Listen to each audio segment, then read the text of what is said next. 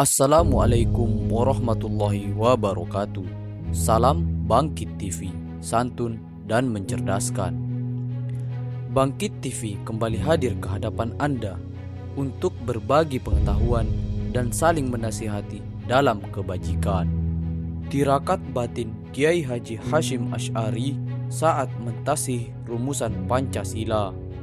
Proses merumuskan Pancasila ini bukan tanpa silang pendapat. Bahkan perdebatan yang sengkarut terjadi ketika kelompok Islam tertentu ingin memperjelas identitas keislamannya di dalam Pancasila. Padahal sila ketuhanan yang Maha Esa yang dirumuskan secara mendalam dan penuh makna oleh Kiai Haji Wahid Hasyim merupakan prinsip tauhid dalam Islam. Tetapi kelompok-kelompok Islam dimaksud menilai bahwa kalimat ketuhanan yang Maha Esa tidak jelas sehingga perlu diperjelas sesuai prinsip Islam. Akhirnya Soekarno bersama tim 9 yang bertugas merumuskan Pancasila pada 1 Juni 1945 mempersilahkan kelompok-kelompok Islam tersebut untuk merumuskan mengenai sila ketuhanan.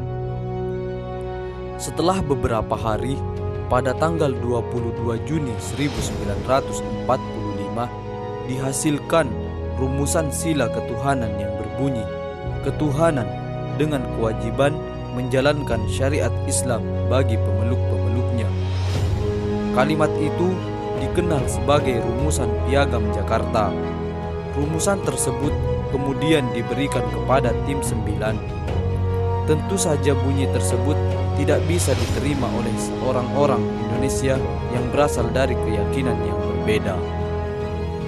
Poin agama menjadi simpul atau garis besar persoalan yang diambil Soekarno yang akhirnya menyerahkan keputusan tersebut kepada Hadratus Syekh Kiai Haji Hashim Asy'ari untuk menilai dan mencermati serta memeriksa kebenaran atau mentasih apakah Pancasila 1 Juni 1945 sudah sesuai dengan syariat dan nilai-nilai ajaran Islam atau belum.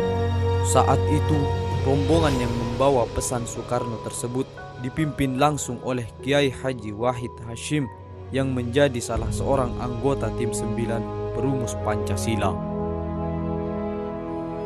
Mereka menuju Jombang untuk menemui Kiai Haji Hashim Asy'ari. Sesampainya di Jombang, Kiai Wahid yang tidak lain adalah anak Kiai Hashim sendiri melontarkan maksud kedatangan rombongan. Setelah mendengar maksud kedatangan rombongan, Kiai Hashim Asy'ari tidak langsung memberikan keputusan. Prinsipnya, Kiai Hashim Asy'ari memahami bahwa kemerdekaan adalah kemaslahatan bagi seluruh rakyat Indonesia. Sedangkan perpecahan merupakan kerusakan atau mafsadah, sehingga dasar negara harus berprinsip menyatukan semua. Untuk memutuskan bahwa Pancasila sudah sesuai syariat Islam atau belum, Kiai Hashim Asy'ari melakukan tirakat. Di antara tirakat Kiai Hashim ialah puasa 3 hari.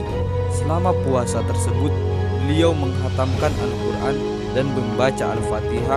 Setiap membaca Al-Fatihah dan sampai pada ayat Iyyaka na'budu wa iyyaka nasta'in, Kiai Hashim mengulangnya hingga 350.000 kali.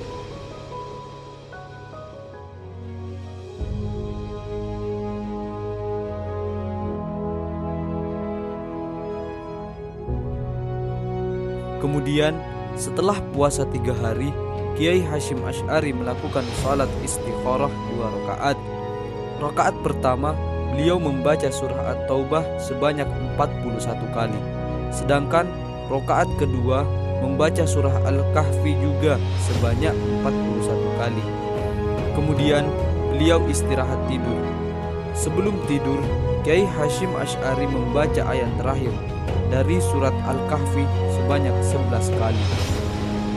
Paginya, Kiai Hashim Asy'ari memanggil anaknya Wahid Hasyim dengan mengatakan bahwa Pancasila sudah betul secara syar'i, sehingga apa yang tertulis dalam Piagam Jakarta atau ketuhanan dengan kewajiban menjalankan syariat Islam bagi pemeluk-pemeluknya perlu dihapus karena ketuhanan yang Maha Esa adalah prinsip ketauhidan dalam Islam. Sila-sila lain yang termaktub dalam sila kedua hingga sila kelima juga sudah sesuai dengan nilai-nilai dan prinsip ajaran Islam. Karena ajaran Islam juga mencakup kemanusiaan, persatuan, musyawarah, dan keadilan sosial. Atas ikhtiar lahir dan batin Kiai Hasyim Asy'ari tersebut, akhirnya rumusan Pancasila bisa diterima oleh semua pihak dan menjadi pemersatu bangsa Indonesia hingga saat ini. Sekian kisah Kiai Hasyim Asy'ari saat mentasihi rumusan Pancasila. Sebelum saya akhiri kisah ini, mari kita bacakan surah Al-Fatihah untuk Kiai Haji Hasyim Asy'ari dan untuk bangsa kita Indonesia Raya. Al-Fatihah.